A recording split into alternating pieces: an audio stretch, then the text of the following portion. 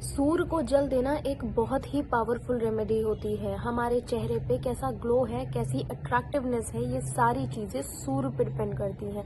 But अक्सर लोगों को सही तरीका यानी कि सही स्टेप्स नहीं पता होते कि सूर्य को जल कैसे दिया जाता है। सूर्य को जल देने से हमारी कुंडली में जो प्लैनेटरी सिस्टम है वो भी इम्प्रूव होता है, और सूर्य को अगर सही तरीके से जल दिया जाए तो हमारे पिता से संबंध और हमारे इन लॉज से संबंध भी बहुत अच्छे होते हैं। जो लोग सूर्य को एकदम सही तरीके से जल देते हैं, उनका सूर्य कुंडली में इतना मजबूत हो जाता है कि वो किसी के भी सामने जाए कोई भी उन्हें मना नहीं कर पाता। तो आइए जान लेते हैं सूर्य को जल देने के सही तरीके क्या होते हैं, जिससे हमारा भी सूर्य कुंडली में मजबूत हो जाए। पहली चीज तो ये है कि सूर्य को हमेशा तांबे के लोटे से ही, तांबे के पात्र से ही जल दिया जाए। दूसरी चीज ये है कि जब भी हम सूर्य को जल दे तो लोटे में हमारा थंब जो है, अंगूठा नहीं छूना चाहिए। हमको लोटा सिर्फ ऐसे ही पकड़ना है, बल्कि थंब ऊपर की दिशा में हो। तीसरी चीज ये है कि जब हम सूर्य को जल देते हैं तो जल का एक भी छींटा हमारे पैरों में नहीं पड़ना चाहिए। इसके लिए हमें सामने कुछ गमला या कोई ऐसी चीज रखनी चाहिए कि जो हम सूर्य को जल देते हैं वो उसमें चला जाए।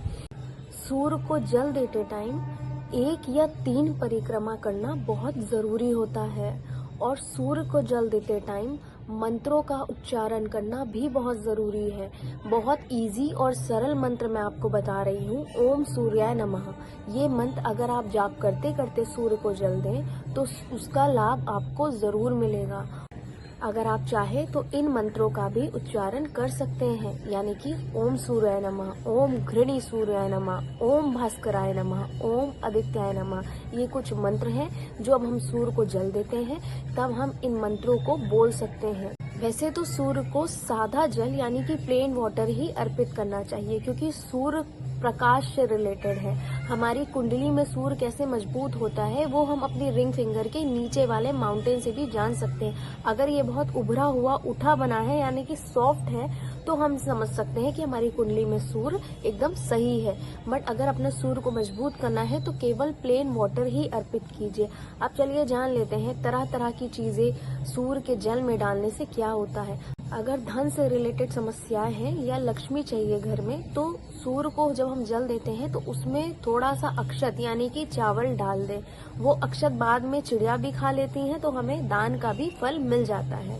दूसरी चीज, आप सूर्य को जल देते टाइम थोड़ा सा कुमकुम या चंदन डालते हैं तो वैवाहिक सुख मिलता है। तीसरी चीज, अगर गुड़ डालते हैं सूर्य के जल में तो रिश्तों में मिठास आती है।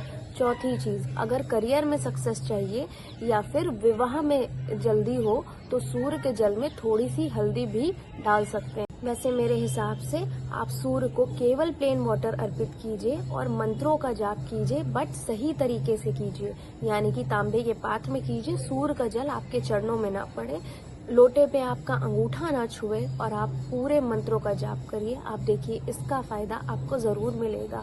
भगवत गीता में श्री कृष्ण कहते हैं कि आदित्यों में मैं सूर्य हूँ, और वृक्षों में भगवत गीता में श्री कृष्ण क्या कहते हैं, वह पीपल हैं। तो नेक्स्ट मेरी वीडियो आएगी कि पीपल को जल देने के क्या फायदे होते हैं, कब देना चाहिए कब नहीं देना चाहिए। इसी के लिए आप मुझे सब्सक्राइब कर लें।